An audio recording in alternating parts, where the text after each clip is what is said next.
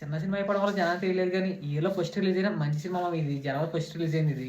Actually ఈ cinema పేరు వచ్చేసి ఫస్ట్ ఓనరా, బట్ సెన్సార్ బోర్డు వాళ్ళు లాస్ట్ మినిట్లో హ్యాండ్ అవడం వల్ల వనవేర కింద మార్చారంట మా ఈ సినిమాని. వచ్చేసి అమెజాన్ ప్రైమ్ లో స్ట్రీమింగ్ అవుతుంది. ఈ సినిమా మీద అసలు ఎక్స్పెక్టేషన్స్ పెట్టుకోకుండా చూసాను నేను, బాగుంది అంటున్నారని చెప్పేసి.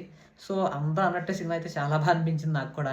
ఈ cinema hero come director come producer అన్ని కమ్లో ఒకరే. పేరు వచ్చేసి అవినాష్. అసలు నాకు ఆయన మీద ఏం తెలియదు, ఫస్ట్ డెబ్యూ అయింది.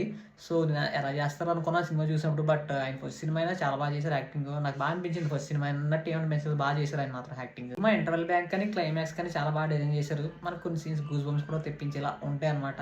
చాలా బాగా చేశారు ఆయన. డైరెక్షన్ కూడా చాలా బాగా చేశారు. అది ఎక్స్పెక్ట్ చేయలేదు నేను, హీరోగా వచ్చి డైరెక్షన్ కూడా అంత బాగా చేస్తారని చెప్పేసి. ప్రొడ్యూసర్ కూడా ఆయన అవడం ఇంకో విచిత్రం. అంత నమ్మకంగా పెట్టుకున్నారు. ప్రమోషన్స్ చేసి చూసా, బట్ మనకి ఆ టైంలో ఖాళీ లేక సినిమాకి వెళ్ళలేదు థియేటర్కి. బట్ ఓటీటీకి వచ్చిన తర్వాత చూద్దాం అనుకున్నా, చూసా. చాలా మంచి ఎక్స్పీరియన్స్ ఇచ్చింది ఆ సినిమా మాత్రం. ఇందులో విలన్ రోల్ చేసింది మనకి నందు అన్న. ఆయన డ్రెస్సింగ్ స్టైల్ మాత్రం అదిరిపోయింది. ఆయన యాక్టింగ్ కూడా దీంట్లో చాలా బాగా నచ్చింది. ఇద్దరు సినిమాలు ఒక రోజు రిలీజ్ అయింది, హీరో విలన్.